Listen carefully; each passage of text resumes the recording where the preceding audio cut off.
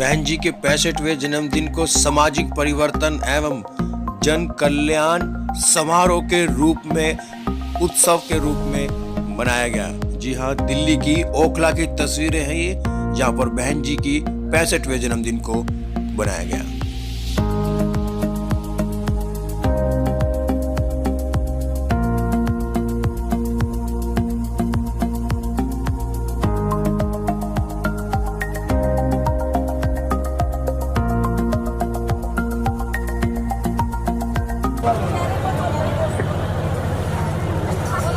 ठीक है, बिल्कुल अरे सद्दाम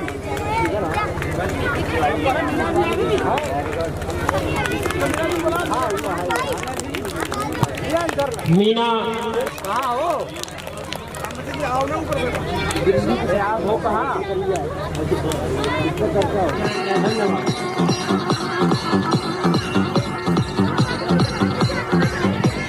अजीत उनका शॉल उड़ाकर स्वागत करें। धन्यवाद।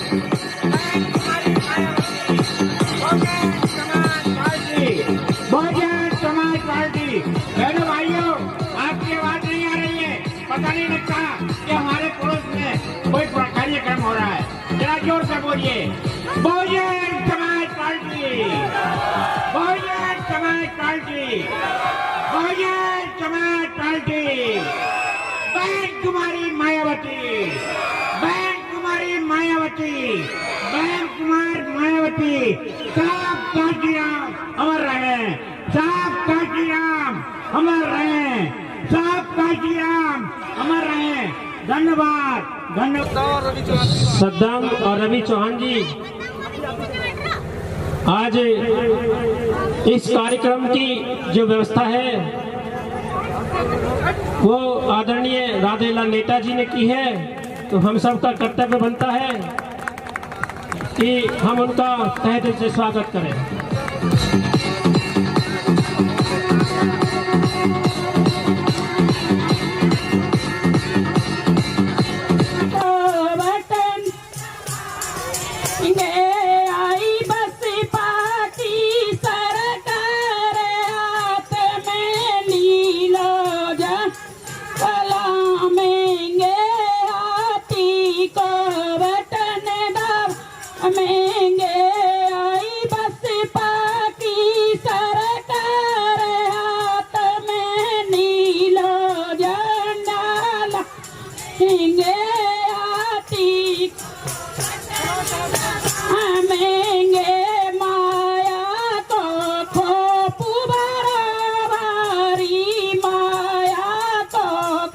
मैं बहन जी से ही शुरू करूं बात, क्योंकि आदेश है कभी बहन जी के ही ऊपर बोला जाए। जो भी बात की जाए बहन जी पे और बहुजन समाज पार्टी पे और हमारे महापुरुषों के ऊपर। तो मैं बहन जी पे बात शुरू करने से पहले मैं एक बात से शुरू करूंगा कि रूप तेरा ऐसा दर्पण में न समाए, खुशबू तेरे तन की महफिल में न समाए। मुझे खुशी मिली इतनी, मैं पलक बंद कर लूं कहीं ढलक ही न जाए। मेरे साथियों, कदम तुम यूं चलो जो निशान बनते जाएं, कि सब कदम तुम यूं चलो निशान बनते जाएं। काम तुम ऐसा करो जो मिसाल बनते जाएं। जिंदगी तो यूं हर कोई जी लेता है, अरे जिंदगी ऐसी जियो जो कोई मिसाल बन जाए। तो हमारे बीच में आदरणीय बहन जी के ऊपर ही आज उनके जन्मदिन के ऊपर पर तमाम लोग बोल रहे हैं। तो बहन जी ने अपना आजीवन इस बहुजन समाज के ऊपर अर्पण करके, आपने देखा होगा कि हर बेटी जब घर में पैदा होती है तो उसके माँ बाप उसको पढ़ाते हैं। पढ़ाने के बाद जब बेटी समझदार होती है तो उसको लगता है मेरी शादी होगी, मैं अच्छे घर जाऊंगी, मेरे भी बच्चे होंगे, मैं उनका लालन पालन करूंगी और मैं उनको पढ़ाऊंगी। इस दुनियादारी को सबको त्याग करके बहन जी ने बहुजन समाज के तमाम दुख दर्दों को अपने कलेजे से लगा करके इस बात का तैयार कर लिया कि मैं अगर जियूंगी और मरूंगी तो इस बहुजन समाज के लिए मरूंगी, किसी के लिए। अभी मेरे साथी कह रहे थे कि भाई बहन जी के विकास की बात की जाए, तो विकास में आम मानस के लिए शिक्षा, सुरक्षा और स्वास्थ्य, शिक्षा, सुरक्षा और स्वास्थ्य बहुत महत्वपूर्ण 3 चीजें आम इंसान के लिए हैं। इसकी सबको जरूरत है। अभी मेरे साथी बोल रहे थे कि बहन जी ने बहुत सारे इंजीनियरिंग कॉलेज, इंटर कॉलेज, विश्व स्तरीय कॉलेज, मेडिकल कॉलेज, बहुत सारी चीजें ऐसी की। मैं कहता हूं कि बहन जी ने लगा कालंदी कुंज से लेकर उधर नेपाल के बॉर्डर तक एक ऐसी मिसाल की कि आने वाले समय में कोई इस तरह की मिसाल खड़ी कर नहीं सकता और लाइन लंबी कर नहीं सकता जितनी कि बहन जी ने जिस तरह का काम करके दिखाया। मुझे पता है बहन जी की सरकार 2007 से 2012 की बहुमत की चल रही थी, तो मेरा जिला मुरादाबाद में थाना कुल फतेहगढ़ है।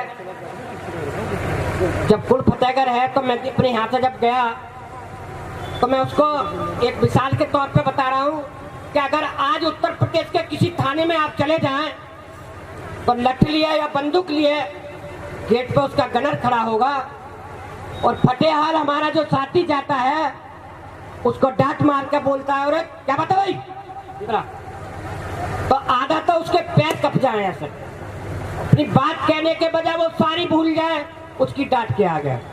पर बहन जी धन है जिस भोले भाले समाज के लिए प्रत्येक थाने में एक चौकीदार और एक पुलिस का ऐसा जवान लगाया कि मटके में ठंडा पानी रखा रहता था और वहां चौकीदार खड़ा रहता था, आने वाले अतिथि को पानी पिलाएगा, वो सवाल नहीं करता था, डांट नहीं मारता था।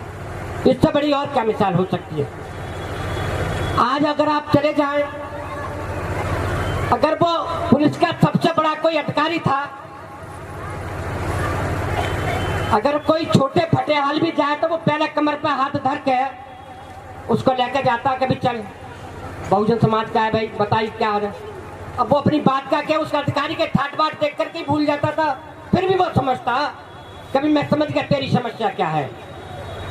तो मेरे साथियों, शासन की व्यवस्था ही कुछ ऐसी है, आपने सबने देखा है और झेला है और झेल रहे हैं। हम इस मौके पर आपसे ये बात जरूर कहेंगे कि बहन जी जैसा शासन, बहन जी जैसी शख्सियत सदैव कभी कभी नहीं। मैं कहता हूँ कि हमारे समाज में हमेशा जन्म लेती रहे। मैं एक शिक्षा के साथ में अपनी बात खत्म करूँगा। कभी साहब कांशीराम साहब के ऊपर ये साथी बोल रहे थे, इस देश के राष्ट्रपति थे KR नारायण, आपने देखा होगा इस देश के राष्ट्रपति थे KR नारायण, और उस टाइम माननीय कांशीराम साहब बसपा के संस्थापक बहुत बिजी रहते थे। उन्हें लगा कि भी मेरे देश का एक दलित समाज का राष्ट्रपति बनाया, चलो समय लेकर के मैं थोड़ा मिला। साहब कांशीराम साहब KR नारायण से राष्ट्रपति भवन में मिलने गए, जो देश का राष्ट्र अध्यक्ष है, और उनसे जाकर के अपने हालचाल बताए और उनके हालचाल जब लिए तो आप देखिए हीरा की कदर जौहरी उसको पहचानता है। जब साहब वार्तालाप करके उस राष्ट्रपति भवन से जब चलने का हुए तो KR नारायण जो राष्ट्रपति, भारत के राष्ट्रपति, खुद उठकर खड़े हुए और उस गेट तक उनको ले जाकर के विदा करने पहुंचे। तो साहब कांशीराम ने कहा, आप महामहिम देश के राष्ट्रपति हैं। कांशीराम एक छोटा सा नजरा सा एक आदमी है बसपा का, ये प्रोटोकॉल है, इसको निभाइए। तो KR नारायण के जवाब थे कि राष्ट्रपति दलित तो बहुत बन जाएंगे और हैं अभी, दोबारा हैं राष्ट्रपति तो बहुत दलित बन जाएंगे और अभी आपके सामने हैं, पर मुझे कांशीराम जैसी शख्सियत मिलेगी नहीं, इसलिए मुझे मेरा फर्ज है मैं ये करके जाऊं। इन्हीं शब्दों के साथ जय भीम, जय भारत। आयु साथियों का धन्यवाद। प्रथम पूजनीय बाबा साहब डॉक्टर भीमराव अंबेडकर, करुणा के सागर तथागत गौतम बुद्ध, बहुजन समाज में जन्मे संतों, गुरुओं, महापुरुषों को नमन करते हुए 21वीं सदी के महानायक मान्यवर कांशीराम साहब के चरणों में श्रद्धा सुमन अर्पित करते हुए हम सबके मान, सम्मान और स्वाभिमान की रक्षक बहुजन समाज पार्टी की राष्ट्रीय अध्यक्षा, 4 बार इस देश के सबसे बड़े सूबे की मुख्यमंत्री बहन कुमारी मायावती के विचारों में पूर्णतः आस्था रखते हुए दक्षिण दिल्ली लोकसभा की जिला स्तरीय तुगलकाबाद जिले की इस कार्यक्रम में उपस्थित मेरे साथ मेरे सहयोगी इस लोकसभा के प्रभारी रमेश कुमार जी, दूसरे प्रभारी प्रेम कुमार गौतम जी, सुभाष जी, किशोरी श्याम जी, इस जिले के प्रभारी वीपी सिंह जी, इस जिले के अध्यक्ष जो इस मंच का सफल संचालन कर रहे हैं देशराज जी, विजय राठौर जी, अशोक निराला जी, गोविंद सिंह जी, बीएल शैलेश जी, आरपी सिंह जी, नरेंद्र पाल सिंह जी, संदीप पौध जी, महेश जी, बेचूराम जी, प्रदीप सांकला जी, अशोक कांगड़ा जी और संगम बिहार से आप लोगों की बात को अपने कैमरे में कैच करने के लिए मोमना मंसूरी जी, और मेरे क्षेत्र से, मैं यहाँ का नहीं हूँ, मैं मंडावली से आता हूँ, पूर्वी दिल्ली क्षेत्र में वो पड़ता है, वहाँ से कि भाई सागर साहब हमारे क्षेत्र में नहीं है, जहाँ पर है वहाँ पर ढूंढते हुए आ गए सुशील बालेश्वरी जी और मेरे दूसरे साथी, माताओं बहनों और आप सभी को मेरा क्रांतिकारी जय भीम। साथियों, मुझसे पूर्व वक्ताओं ने बहुत सारी बातें रखी हैं और आप लोग भी जानकार हैं। आज हम माननीय बहन जी के जन्मदिन पर बहन जी को बधाई देने के लिए उपस्थित हुए हैं। जब हमारे घर में किसी बच्चे का जन्मदिन होता है और बच्चा जिद करता है तो हम उसकी व्यवस्था करते हैं, कुछ लोगों को बुलाते हैं और जन्मदिन मनाते हैं। लेकिन माननीय बहन जी को जन्मदिन मनाने के लिए हम लोगों ने कितनी मेहनत की है,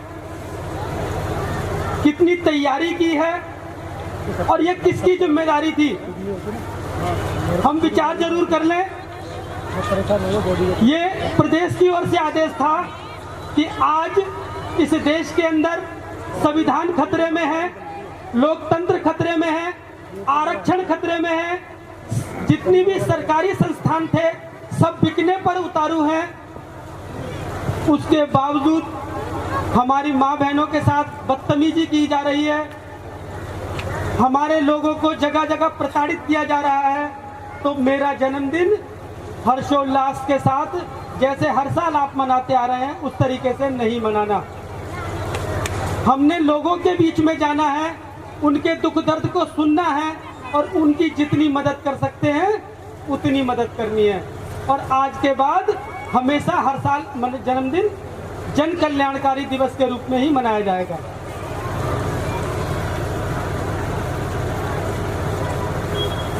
साथियों, हजारों साल से इस देश में व्यवस्था थी, हजारों साल से दो वर्ग काम करते थे और आज भी करते हैं। परिवर्तन थोड़ा सा जरूर आ गया है, आज भी लोगों की मानसिकता चेंज नहीं हुई है। पहले भी इस देश के दबे कुचले लोगों को, वंचित लोगों को कोई भी अधिकार नहीं दिया जाता था, कोई भी सम्मान नहीं दिया जाता था, उन्हें हे दृष्टि से देखा जाता था। और इस देश की जो 50% जनसंख्या है महिलाएं, चाहे वो किसी भी समाज की थी, किसी भी वर्ग की थी, पुरुष वर्ग हमेशा उन्हें हे दृष्टि से देखता था। उन्हें कोई भी अधिकार प्राप्त नहीं था। वो अपने जन्म दिए हुए बच्चे को नाम नहीं रख सकती थी, कहीं लेकर नहीं जा सकती थी, किसी भी कार्यक्रम में शामिल नहीं हो सकती थी। उनको किसी भी प्रकार का कोई अधिकार नहीं था। अगर पुरुष ने उनको पीट दिया तो कोई पूछने वाला नहीं था क्यों पीट दिया, उनको धमका दिया तो कोई पूछने वाला नहीं था क्यों धमका दिया, उनको घर से बाहर निकाल दिया तो कोई पूछने वाला नहीं था क्यों निकाल दिया। बाबा साहब डॉक्टर भीमराव अंबेडकर ने जब विदेश से पढ़कर आए और बड़ौदा के अंदर उन्होंने नौकरी की, और वहाँ पर कुछ लोगों ने उनका साथ नहीं दिया, तो जब वहाँ से वो वापस आ रहे थे तो उन्होंने एक दृश्य देखा और वहाँ पर वो बैठकर सोचने लगे। सोचने के बाद उन्होंने एक ध्येय बनाया, अपना एक उद्देश्य बनाया, एक लक्ष्य बनाया कि मैं इस देश के अंदर जो वंचित हैं, जो पिछड़े हैं, जो अपेक्षित हैं, उनको सम्मान दिलाने का काम करूंगा। और सबसे ज्यादा प्रताड़ित कौन है इस देश के अंदर? महिला प्रताड़ित है। सबसे ज्यादा अपमानित कौन है इस देश के अंदर? महिला अपमानित है। चाहे वो किसी भी समाज की हो, किसी भी वर्ग की हो, उसे कोई अधिकार नहीं था कि वो किसी भी संस्कार में, किसी भी कार्यक्रम में अपने भागीदारी उपस्थित कर सके। और काम की जिम्मेदारी उसके कंधों पर सबसे ज्यादा रहती थी। काम की जिम्मेदारी सबसे ज्यादा रहती थी, यहाँ तक कि वो अपने जन्म दिए हुए बच्चे को भी सम्मान के साथ जिंदगी निर्वाह नहीं करवा पाती थी। तो बाबा साहब डॉक्टर भीमराव अंबेडकर ने जब उनको मौका मिला तो इस देश के अंदर हिंदू कोड बिल के माध्यम से महिलाओं को सम्मान देने का काम किया। वहां पर भी कुछ लोगों ने उनका विरोध किया, वहां पर भी कुछ लोगों ने उनका विरोध किया, लेकिन बाबा साहब ने वहां से अपने पद से इस्तीफा दिया और कोशिश की, जितनी कोशिश करते थे हिंदू कोड बिल को लागू कराया इस देश के अंदर। मैं ये सारी बातें आपको इसलिए बता रहा हूं, मेरे से पूर्व वक्ताओं ने बताया है कि हमारी नेता कौन है, बहन कुमारी मायावती। हम सबके मान सम्मान स्वाभिमान के लिए कौन लड़ता है? बहन कुमारी मायावती। तो हम सब इस ठंड में पूरे दिन, अब लगभग 3-4 बजने का समय आ रहा, भूखे प्यासे यहाँ पर बैठे, तो किसका जन्मदिन मनाने के लिए बैठे हैं? बहन कुमारी मायावती का। और इस देश के अंदर समाज कितना निकम्मा है, वो किसी महिला के अंडर में कोई काम ही नहीं करना चाहता, महिला को कोई सम्मान ही नहीं देना चाहता। जो व्यवस्था पहले थी, कुछ कुंठित लोगों की व्यवस्था आज भी है, वो आज भी यही सोचते हैं कि राधा पानी ला और मोहन पढ़ने जा। होता है नहीं होता? भाई मोहन पानी क्यों नहीं ला सकता, राधा पढ़ने क्यों नहीं जा सकती? भाई मोहन तो पानी ला सकता है ना, मोहन भी पानी ला सकता है। या किसी भी महिला का नाम ले लें हम, भाई तुम ये काम करो, और जब पुरुष वर्ग की बात आती है तो तुम वहां पर जाओ। किसी भी शादी फंक्शन में, किसी प्रोग्राम में जाना है तो पुरुष ही जाएगा, बेटा ही जाएगा। कोई हक अधिकार मिलेगा संपत्ति में या किसी में, तो किसको मिलेगा? पुरुष को ही मिलेगा, महिलाओं को नहीं मिलेगा। लेकिन धन्य है बाबा साहब डॉक्टर भीमराव अंबेडकर, जिन्होंने इस देश के अंदर महिलाओं को, जो सबसे नीचे तबके पर थी, मेरे लोग कहते हैं ना बाबा साहब ने दलितों के लिए काम किया है, दलितों के नहीं, सबसे बड़ा महिलाओं के लिए काम किया है।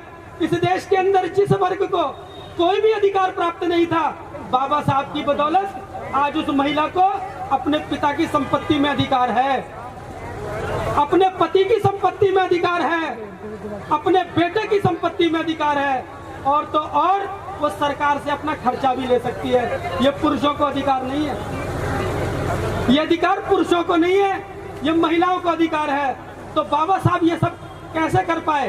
तो बाबा साहब ने बड़ोदरा से जब निकले थे तो वहां पर उस मंजर को देखा, उस मंजर को देखा और ये ध्येय बनाया, ये प्रण बनाया कि मैं इस देश के दबे कुचले वंचित समाज को सम्मान दिलाने का काम करूंगा। और उसके बाद बाबा साहब डॉक्टर भीमराव अंबेडकर ने पूरी जिंदगी इस समाज को सम्मान देने में ही लगा दी। और उन्होंने कब आंखें बंद की? 6 दिसंबर 1956 को, जब वो आश्वस्त हो गए, जब भरोसेमंद हो गए कि अब मेरे इस कारवां को आगे बढ़ाने के लिए एक मेरी बेटी आ गई है। 15 मार्च 1956 को एक बेटी का जन्म हो गया। तो बाबा साहब डॉक्टर भीमराव अंबेडकर ये तसल्ली के साथ इस देश से गए कि अब मेरी बेटी मेरे इस कारवां को आगे बढ़ाने के लिए आ गई है, तो अब मुझे चिंता करने की आवश्यकता नहीं है। 15 मार्च 1956 उसी बेटी बहन कुमारी मायावती का जन्मदिन है, जिसे मनाने के लिए आप यहाँ पर उपस्थित हुए हैं। ये एक लंबी श्रृंखला है बहुजन महापुरुषों की, एक विचारधारा है जिसके तहत काम किया जा रहा है। इस देश के अंदर बहुजन समाज पार्टी और बहुजन महापुरुष समता मूलक समाज की स्थापना करना चाहते हैं, जहां पर कोई छोटा बड़ा नहीं है, सबकी समान भागीदारी हो, समान सम्मान हो, समान अधिकार हो, और उसी सम्मान अधिकार के तहत उसी अभी एक पर्चा आपके बीच में घूम रहा है, बहन जी ने अपने शासनकाल में क्या क्या काम किए। कुछ मुझसे पूर्व साथियों ने आपको बताया, भाई बहन जी ने ही ये काम क्यों किए। इस देश में 70-71 सालों में बहुत सारे मुख्यमंत्री और बहुत सारे प्रधानमंत्री हुए, वो क्यों नहीं कर पाए, या वो क्यों नहीं करना चाहते। बहन जी पर लोग कहते हैं कि बहन जी के पास बहुत पैसा है। बहन जी ने शासन कितने साल चलाया? 7 साल। जब 7 साल चलाने के बाद उनके पास इतना पैसा है, तो 70 सालों से जो देश में शासन चला रहे हैं उनके पास कितना पैसा और कहाँ है वो पैसा। बहन जी ने के पास पैसा है, उन्होंने कहाँ लगाया, ये हिसाब देने के लिए मैं आया हूँ प्रदेश की ओर से। वो हिसाब मैं आपको देकर जाऊंगा। लोग आपसे सवाल पूछते हैं ना, बहन जी ने पैसा लेती है कहाँ जाता है, वो हिसाब मैं दूंगा। बहुत सारे लोग पूछते हैं, चाहे वो काम ना करते हो लेकिन हिसाब बहुत पूछते हैं। अगर वो बाबा साहब की जयंती में 100 रुपए भी देते होंगे तो हिसाब 50 बार पूछते होंगे, हिसाब सारा लेते हैं। तो आज वो हिसाब देने के लिए मैं आया हूँ, और उसके बाद भी अगर कोई चीज बाकी रह जाए तो मुझसे पूछ लेना, बाद में मैं हिसाब दूंगा। मैं इसी क्षेत्र में, इसी लोकसभा को देख रहा हूँ, मैं यहीं पर रहता हूँ। तो मैं इस श्रृंखला में और एक बात आगे बढ़ाता हूँ।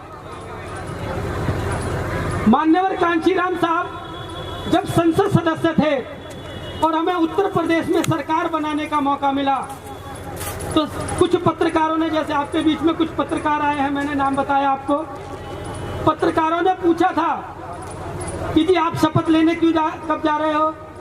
तो मान्यवर कांशीराम साहब ने कहा कि भाई मैं शपथ क्यों लूंगा, कि भाई, तो पत्रकारों ने कहा कि जो पार्टी का अध्यक्ष होता है और जब कहीं पार्टी को सरकार बनाने का मौका मिलता है तो पार्टी का अध्यक्ष ही शपथ लेता है और वो वहाँ का मुख्यमंत्री बनता है या प्रधानमंत्री बनता है, तो आपको शपथ लेनी चाहिए। तो मान्यवर कांशीराम साहब ने कहा कि ये बहुजन महापुरुषों का मिशन है और उत्तर प्रदेश की बागडोर मैंने मायावती को दे रखी है। अगर उत्तर प्रदेश में कोई काम गलत होता है तो मैं मायावती के कान खींचता हूँ, उसे धमकाता हूँ। तो आज उत्तर प्रदेश में सरकार बनाने का मौका मिल रहा है तो उसका निर्णय मायावती लेगी, और मुख्यमंत्री अगर बनेगी तो मायावती बनेगी। ये भावना कहाँ से आई? इस देश के अंदर पुरुषों की भावना तो ये थी कि महिला को दबाकर अपने घर में बिठा लो, उसे कोई अधिकार मत दो। लेकिन मान्यवर कांशीराम साहब के अंदर ये भावना आई कि मुख्यमंत्री मायावती बननी चाहिए।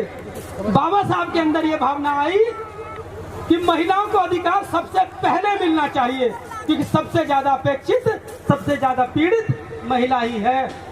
और 3 जून 1995 को इस देश के सबसे बड़े सूबे में माननीय बहन जी को सरकार बनाने का मौका मिला।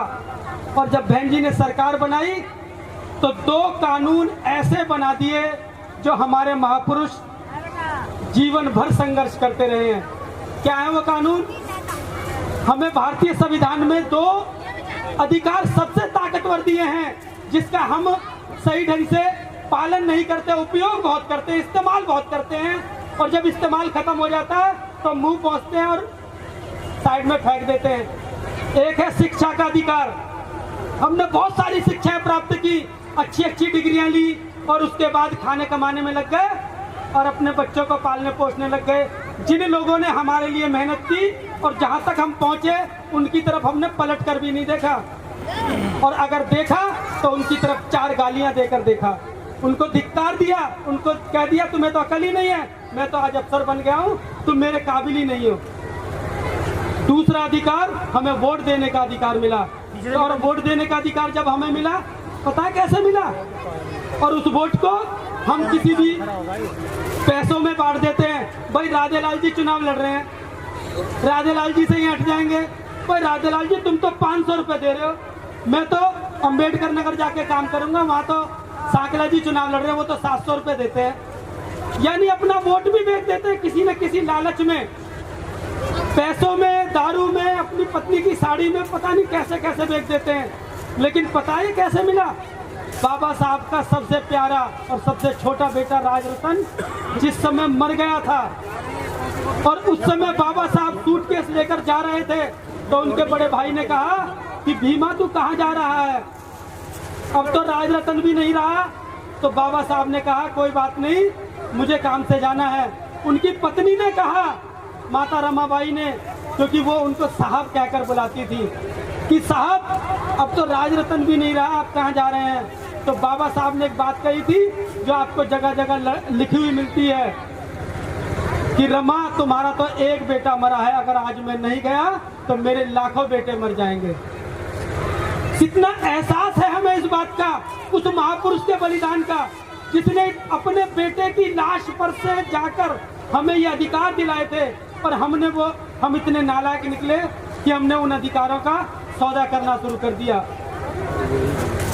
और उसका परिणाम ये हुआ कि आपकी ताकत बननी थी दिल्ली में, आपकी शक्ति बननी थी दिल्ली में 2008 में, और वो ताकत हमारे कुछ मक्कार किस्म के लोगों ने दूसरे के हाथ में दे दी, और आज आगे का हिस्सा पकड़कर घूमते हैं रोडों पर, और पीछे का जो डंडा है वो उनकी कमर पर पड़ता है। फिर कहते हैं हमें तनख्वाह नहीं मिलती, हम बड़े परेशान हैं, हमारा अपमान होता है, हमारी बेइज्जती होती है।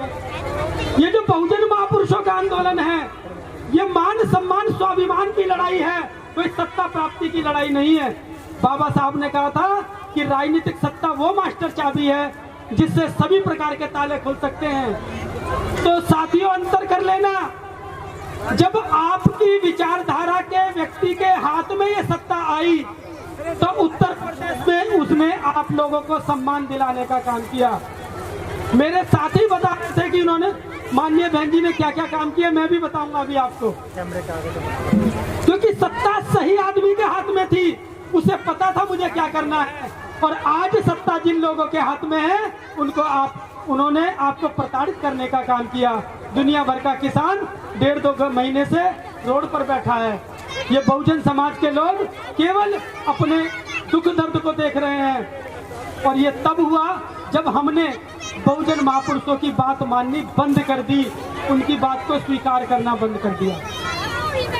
उसके बाद माननीय बहन जी को मान्यवर कांशीराम साहब ने अपना उत्तराधिकारी बनाया, तो हमारे में से ही कुछ लोगों ने विरोध किया कि भाई एक महिला के नीचे हम कैसे काम करेंगे। लेकिन इस देश ने देखा कि बहुत सारे महापुरुषों के मिशन को मानने वाले लोगों ने 4-4 बार इस देश के अंदर सरकार बनाई और काम करके दिखाया। 2007 में इस दिल्ली में भी 17 काउंसलर बनाकर दिल्ली में काम करके दिखाया। ये जो आप जिस रोड पर बैठे, आरसीसी का रोड जो दिखाई देता, और ये कूड़े की गाड़ियां जो उठाती हुई दिखाई देती हैं, ये 2007 का परिणाम है कि बहुजन समाज के 17 काउंसलरों ने, जब टाउन हॉल 1 होता था नगर निगम का पुरानी दिल्ली रेलवे स्टेशन के पास, वहां पर मेयर को कमरे के अंदर बंद करके ढंग से खिंचाई की थी। मैं ठीक है ना, मैं मंच पर ये नहीं बताऊंगा कि क्या हुआ था। और उसके बाद ये 2 ऑर्डर पास कराए थे। आज कोई भी अपना कंधा थपथपा ले कि कूड़े की गाड़ियां चलती हैं, आरसीसी के रोड होते हैं। इस देश ने देखा 2007 से पहले कितनी कूड़े की गाड़ियां चलती थी और कितने रोड होते थे। लेकिन हमारे देश में नहीं, हमारे समाज में भी कुछ ऐसे लोग हैं जो नहीं जानते कि हमें क्या करना क्या नहीं करना। माननीय बहन जी ने क्या क्या किया, मैं आपके बीच में प्रदेश ऑफिस से प्रिंट निकाल कर लाया हूं। आप इसे नेट पर सर्च कर सकते हैं, देख सकते हैं।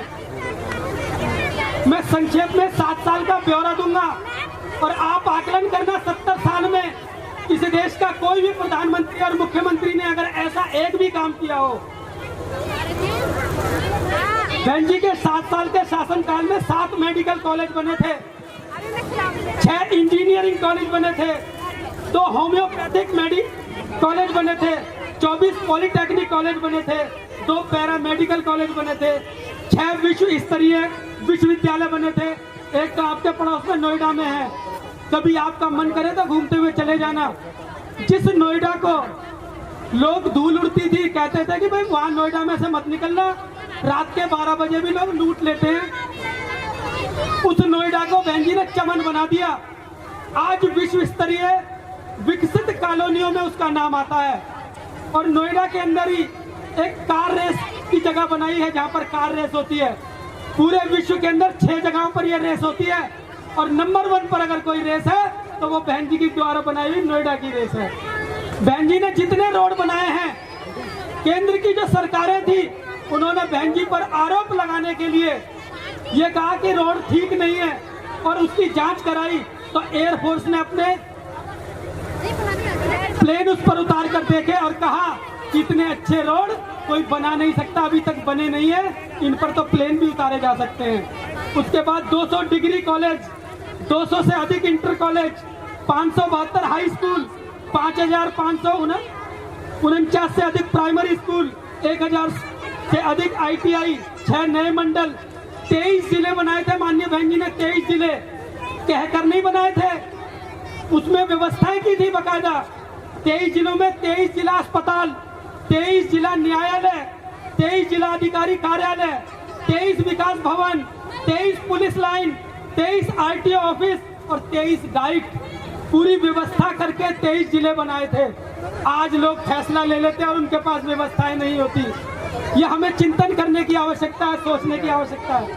उसके बाद 45 से अधिक नई तहसीलों का गठन किया था, 40 से अधिक विकास खंडों का गठन किया था और 28,419 अंबेडकर ग्राम बनाकर उनका विकास किया था। 24,000 सामुदायिक केंद्र बनाए थे और 2 इंटरनेशनल एयरपोर्ट। उसके बावजूद भी जिन लोगों के पास जमीन नहीं थी उनको 3-3 बीघे जमीन दी गई थी। जिन पट्टों पर दूसरे लोग खेती करते थे, खेती समय जैसा है वैसा ही, उसी अवस्था में लोगों को कब्जे दिलवाए गए थे। मान्यवर कांशीराम साहब योजना के तहत लोगों को 1+1 के फ्लैट फ्री में दिलवाए गए थे। आज दिल्ली के अंदर रीसेटलमेंट जो बाबा साहब ने इस देश के अंदर लागू किया था, रीसेटलमेंट के आधार पर इन सरकारों ने जो लोगों को पुनर्वास कॉलोनियां दी हैं उसमें मालिकाना हक नहीं दिया, उनको 99 साल की लीज का हक दिया है। 99 साल के बाद तुमसे खाली करा लेंगे। और तो और जिनसे पैसा लेकर DDA ने फ्लैट दिए हैं वो भी 99 साल की लीज पर दिए हैं। अब आकलन हमें करना है। अगर हम ईमानदार हैं, अगर हम वफादार हैं और हम चिंतित हैं अपने बच्चों को मान सम्मान स्वाभिमान दिलाने के लिए, पता है आपके बच्चों को सम्मान क्यों नहीं मिलता? आपके बच्चों की इज्जत क्यों नहीं होती? आपके बच्चे फिर आपकी इज्जत क्यों नहीं करते? भाई जिसको समाज में से जो मिलेगा वो वही तो देगा, वही देगा ना। आप बहुजन मिशन में लगे रहते हैं। भाई 2 मिनट और सुन लो, उसके बाद खत्म। ध्यान से सुनो। आप पूरे दिन बहुजन मिशन में लगे रहते हैं, काम करते हैं, पूरी ईमानदारी के साथ काम करते हैं, और जब आप घर पर जाते हैं तो आपके बच्चे आपसे मुंह मोड़ लेते हैं। आप उनको कुछ समझाने लगा तो कि हाँ ठीक है। क्यों? क्योंकि आपने अपने बच्चों को बताना बंद कर दिया कि आप काम क्या करते हैं। ठीक है ना? आज आप बहन जी का जन्मदिन मना रहे हैं, कितने लोग जानते हैं? कितने लोग घर गए बहन जी के? कोई है ऐसा जो बहन जी के घर गया है? नहीं गया ना? लेकिन जानते हैं बहन जी क्या करती है, इसलिए हम जन्मदिन मना रहे हैं।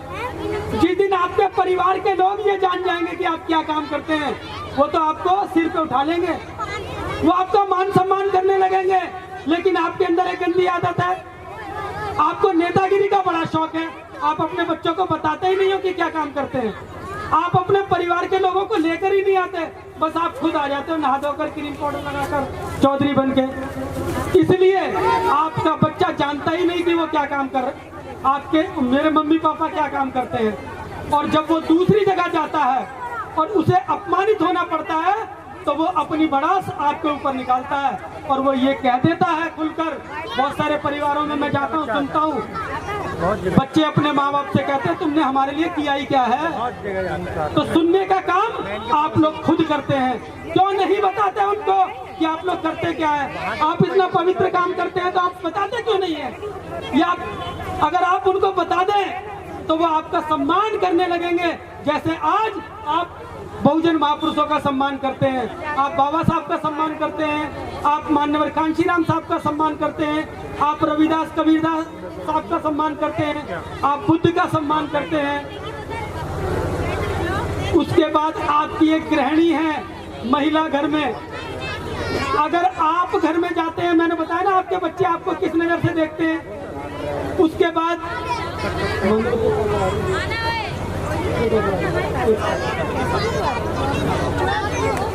आप अपने साथ अगर गलती में 2 जनों को और ले आए, अब ये कप भी मेरे बच्चों को धोने पड़ेंगे क्योंकि वो नहीं जानती कि आप क्या काम करते हैं। तो मेरा निवेदन है आपसे कि आप जितना पवित्र काम करते हैं, तो बहुजन समाज के मान सम्मान के लिए लड़ते हैं। बहुत सारे लोगों को नौकरी और सम्मान मिला इस देश में बाबा साहब की बदौलत, और वो घर में आराम से बैठे हैं, लेकिन आप वो लोग हैं जो रात दिन एक करके इस समाज के मान सम्मान के लिए काम करते हैं। तो धन्य है आप लोग। ये बताइए अपने घरों में जाकर कि आप काम क्या करते हैं। तो जब आप ये काम घर जाकर बताएंगे तो वो लोग आपका सम्मान भी करेंगे और आपके साथ खड़े भी होंगे।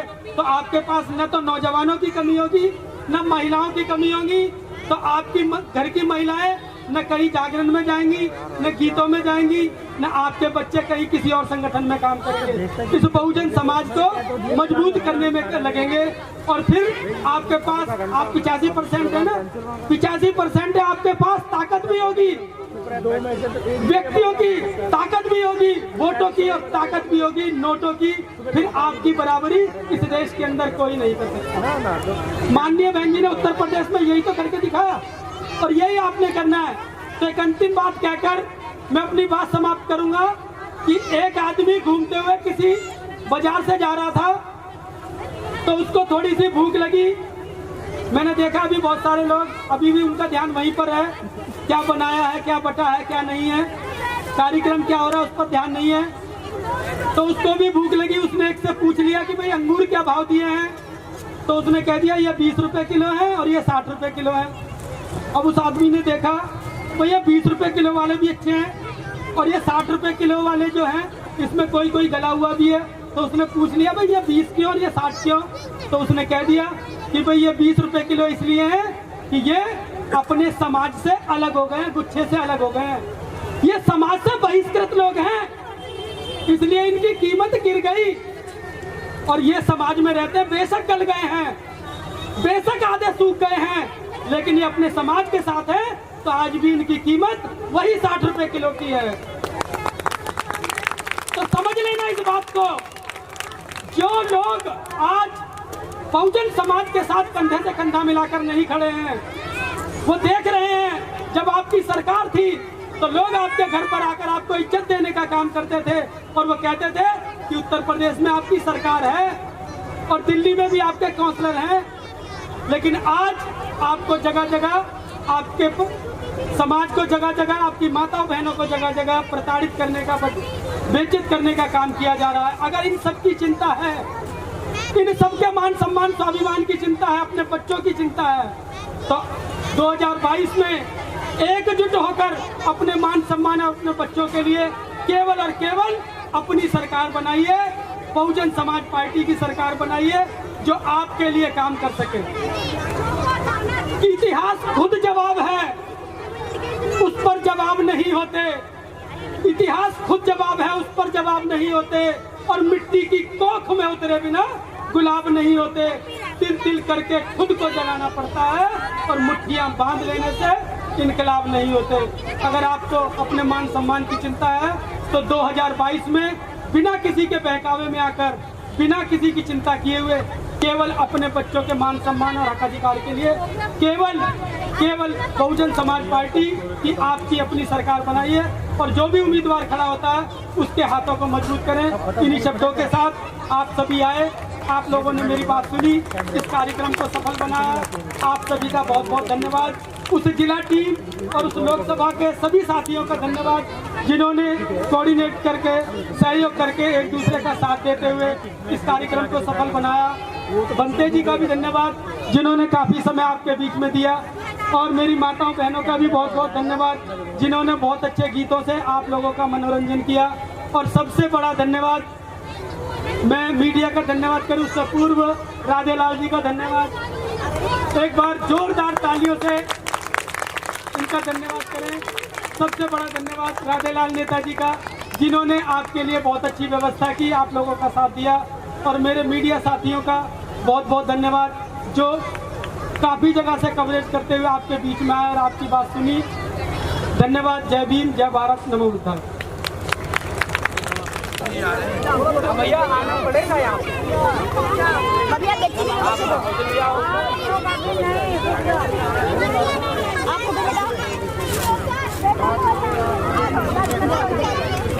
बेटे उधर खड़े हो जाइए आप लोग।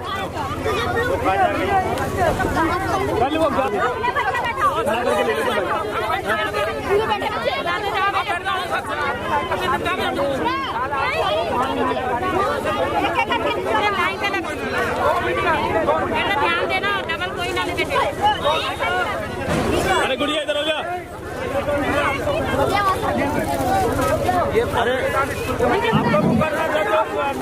इस कार्यक्रम में बेटे मैडम देखना जरा। सबसे लेट पहुंचे बदरपुर विधानसभा के अध्यक्ष आरपी सागर जी का सम्मान करते हुए हमारे जॉन कोऑर्डिनेटर और विधानसभा महासचिव रमेश कमल जी पगड़ी बांधकर उनका स्वागत कर रहे हैं।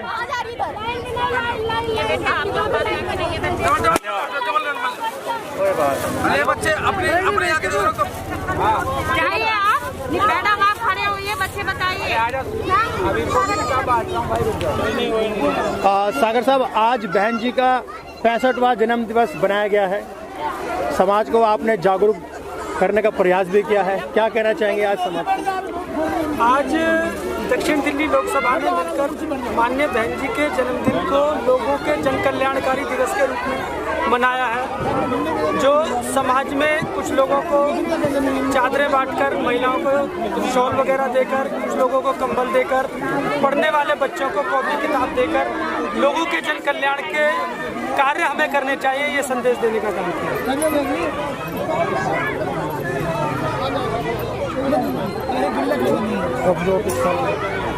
सर, क्या कहेंगे, अभी 2022 में इलेक्शन होने वाले हैं, तो बीएसपी की क्या भूमिका रहेगी? क्योंकि अगर वोट बैंक को देखें तो वोट बैंक लगातार खिसकता जा रहा है बीएसपी का। जो सम्मान बीएसपी को पहले मिला था, अब वो कहीं ना कहीं घटता जा रहा है। तमाम वो पार्टियां जिनका नाम नहीं था इस दिल्ली में, वो अब कब्जा कर रही हैं। तो क्या कहेंगे, बहुजन का वोट फिर से बीएसपी ले पाएगी?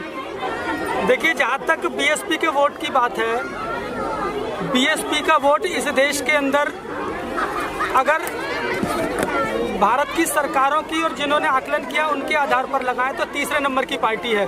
तो बीएसपी का वोट कहीं नहीं खिसक रहा। ये बात अलग हो सकती है कि कहीं पर हमारी सीट कम है, कहीं पर ज़्यादा है, लेकिन बीएसपी का वोट वही का वही है।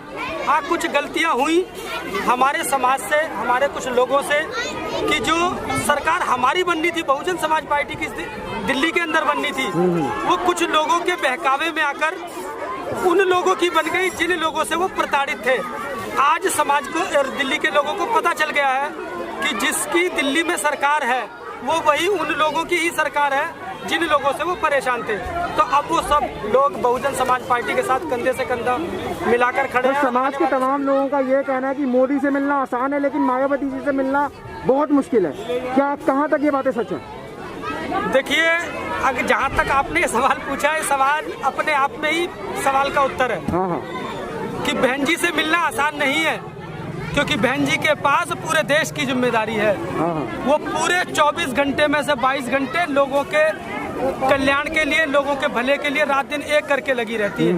उनके पास एक एक मिनट का समय नहीं है। और बाकी रही दूसरे लोगों की बातें, जिनका मैं नाम नहीं लेना चाहता, आप नाम ले रहे थे, उनके पास तो समय ही समय, काम ही कुछ नहीं है। सर, देश के प्रधानमंत्री हैं सर, वो देश के प्रधानमंत्री हैं सर, इनके पास भी तो काम होगा। देश के प्रधानमंत्री के पास जो काम है लोग जानते हैं। सारे सरकारी डिपार्टमेंट खत्म हो गए।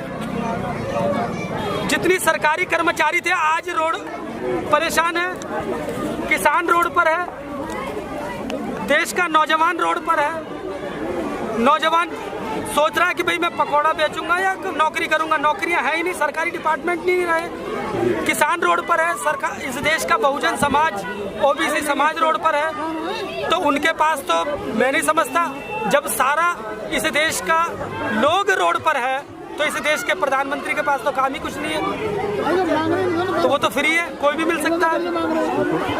लेकिन हमें इन संघर्षों को लड़कर वो इस देश को वापस वही सोने की चिड़िया बनाना, वही राज्य स्थापित करना जो माननीय बहन जी ने 1995 से लेकर अपने 4 बार की सरकारों में बनाया, लोगों को हक अधिकार दिए, उनके मान सम्मान की लड़ाई लड़ी।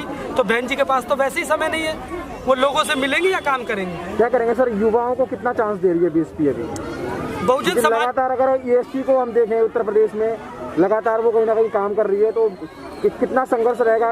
एएसपी और बीएसपी का भी कुछ बनेगा अभी समीकरण ऐसा? देखिए, आप जिसकी बात कर रहे हैं वो तो कहीं नहीं है, वो कहीं नहीं है। वो लोगों से चंदा ले लेना, लोगों को बेवकूफ बना देना। एक विधानसभा में 7-7 वोट मिली है, लोगों को उसका आकलन कर लेना चाहिए। और ऐसे लोगों से क्या, जो केंद्र में सरकार बैठी है उनके साथ हमारी कोई तुलना नहीं है, दिल्ली में सरकारें जिनकी बैठी है उनके साथ हमारी तुलना नहीं है, क्योंकि इस देश के अंदर उनके अनुसार हम तीसरे नंबर की पार्टी हैं। लेकिन अगर विश्व स्तर पर देखा जाए तो विश्व हमें इस देश के अंदर पहले नंबर की पार्टी मानता है।